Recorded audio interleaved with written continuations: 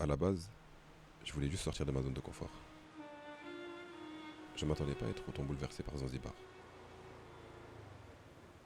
Sur cette île, les plages étaient tellement magnifiques. Mais très vite, j'ai compris une chose. Cet endroit cachait bien plus que ça. Elle porte une histoire lourde, marquée par la traite des esclaves.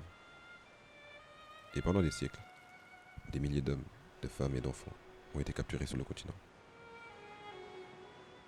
Enchaînés, arrachés à leur terre et amenés ici, dans ce paradis.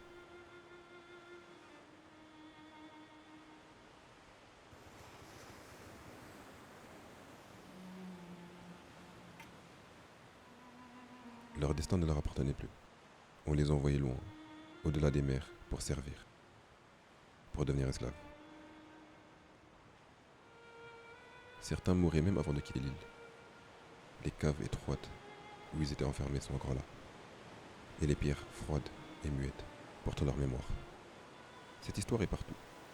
Dans le sol, dans les murs, dans les regards des habitants.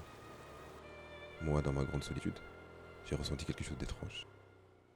D'un côté, la douceur des vagues qui frappent les côtes.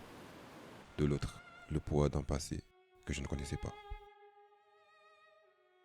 Moi qui voulais juste sortir de ma zone de confort, j'ai été servi. Je me suis retrouvé face à quelque chose de plus grand que moi. Quelque chose qui m'a appris que derrière mon confort, il y a peut-être une vie qui a été bouleversée.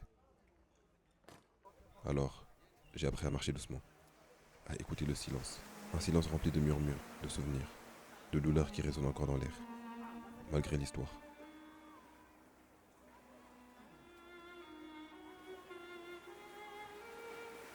Ce voyage m'a appris que sortir de ma zone de confort, ce n'est pas juste partir loin, ou vivre quelque chose de nouveau. C'est aussi faire face à quelque chose qui me dépasse, même si je ne le comprends pas.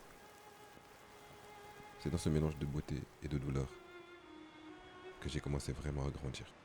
Seul sur cette île, pleine de mémoire, je me suis vraiment retrouvé